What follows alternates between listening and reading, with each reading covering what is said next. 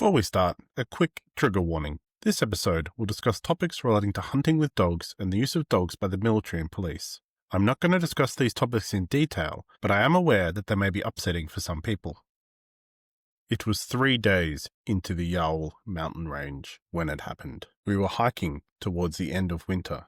Hiking any later was dangerous, as the melting snow is prone to causing rock slides. Hiking midsummer is the safest, but we needed to be on the other side of the mountain range before spring was over. The day was clear, though low clouds over the mountains hid the peaks from view. We wore snowshoes, and I wished that we could stop, so that I could draw the majestic image of the mountains down towards the plains of Etheldin. Thornburn heard it first, hissing at us to be quiet. A second passed, and we heard the sound, a small rumble that grew into a cacophonous roar. From the peaks above us, out of the bottom of the clouds, came a wave of white, an avalanche. We turned and ran, though I had no idea what we thought this would achieve. Before I knew it, I was suspended in the white snow. I don't know how long I was there. Everything was spinning to start off with, and once that stopped, I could not even tell which way was up or down. I tried to move, but only managed to roll into a ball. The next thing I remember was being jabbed in the face by something warm. When I opened my eyes, I saw the face of a large dog poking me with its snoot. It moved forwards, pouring a small cast on its neck that came free and unfortunately hit me in the face. I tried to swear, but managed only a pitiful groan. I turned the small tap on the cask and drank the liquid. Almost instantly I felt warmth spread through my body.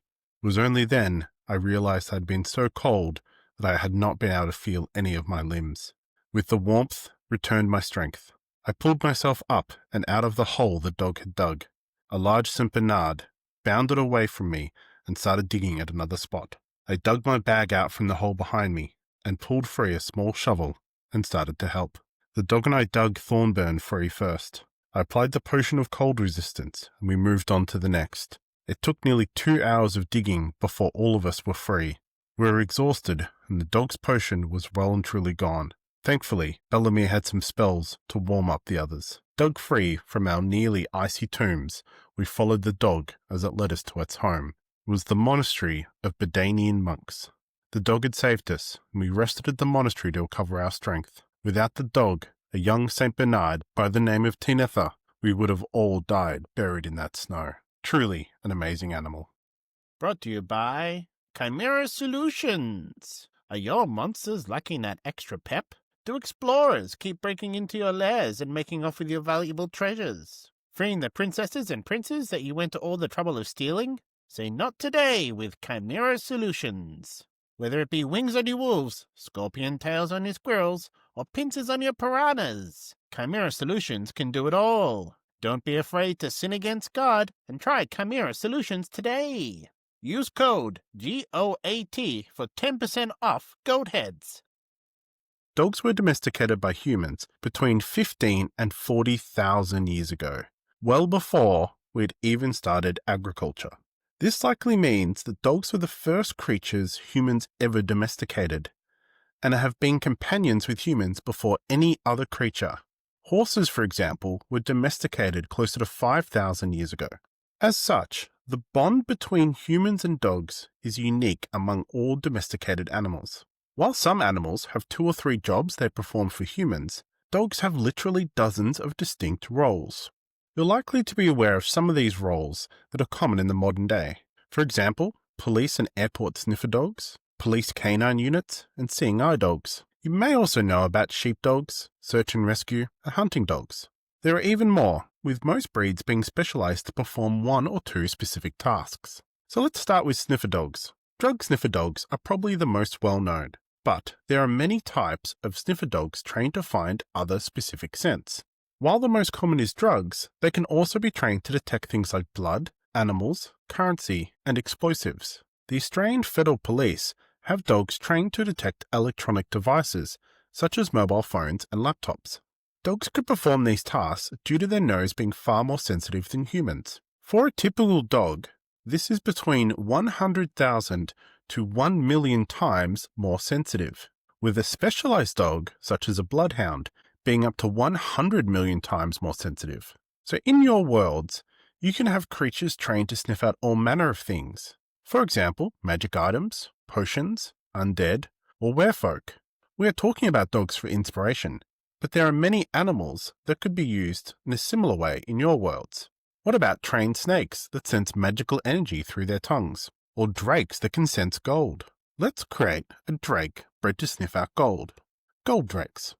Dragons are known for their love of gold, and their lesser brethren have a unique ability to sense the magnetic waves affected by gold and silver. Similar to a scent, they are attracted to such precious metals. The thieves of Caldor are famous for using miniature drakes to search for hidden gold.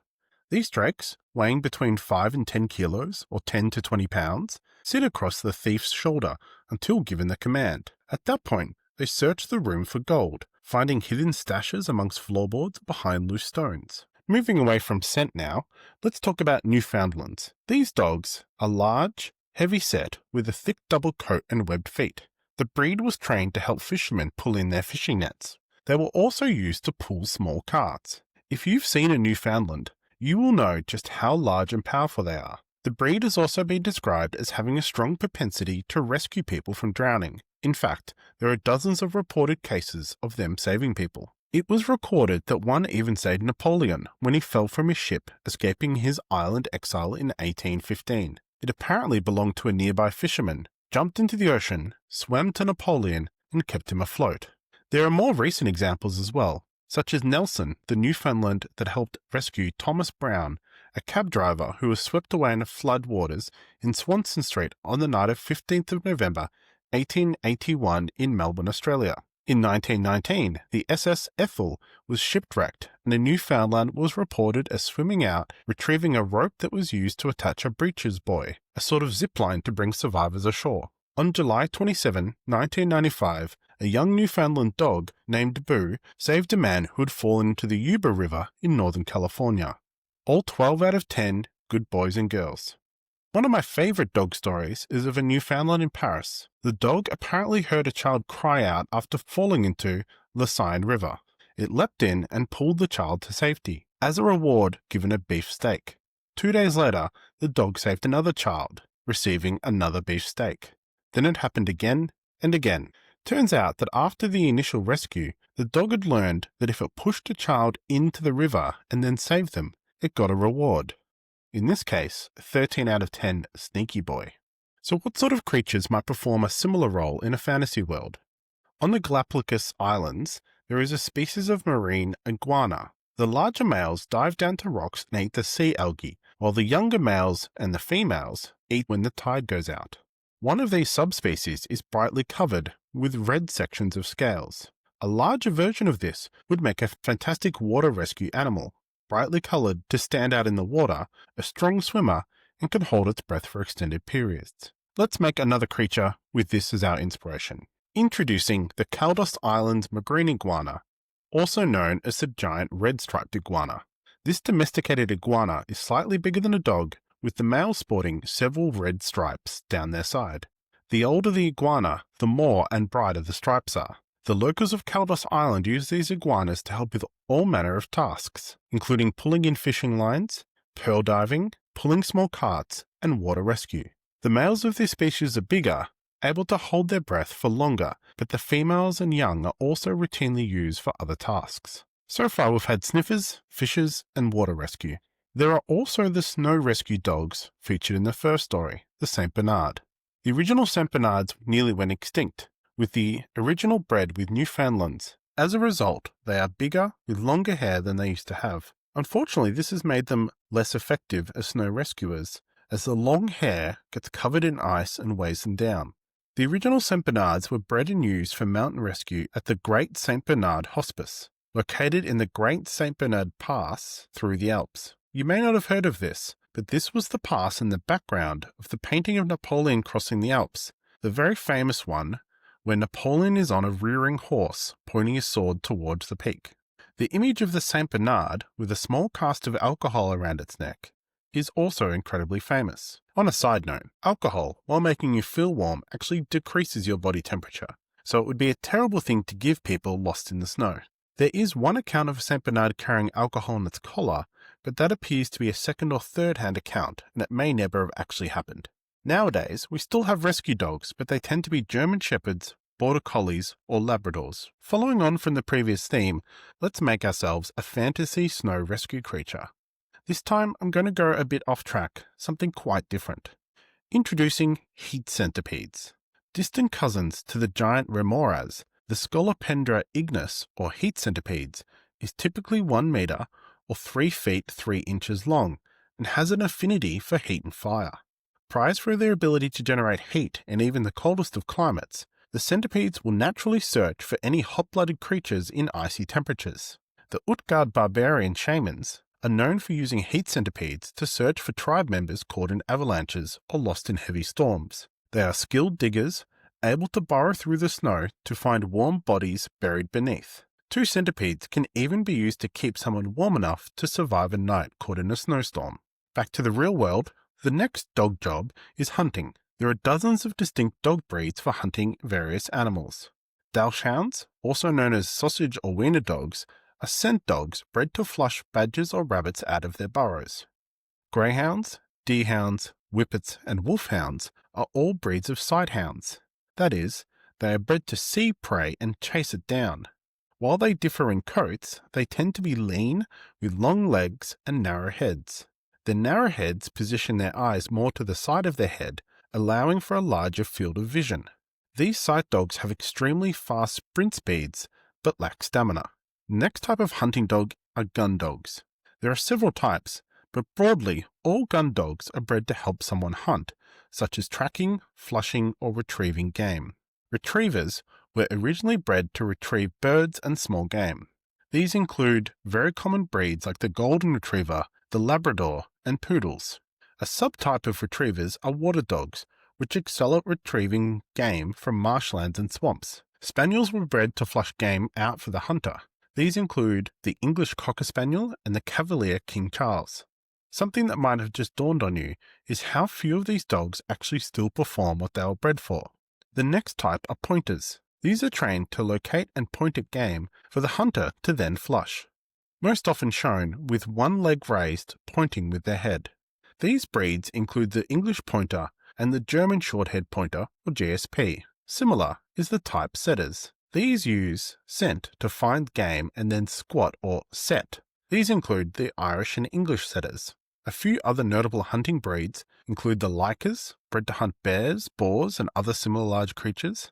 These include the Eastern Siberia Lyca and the Finnish Spitz. Some Lyca breeds include herding, such as the Samoyed, and sled dogs, such as the Siberian Husky.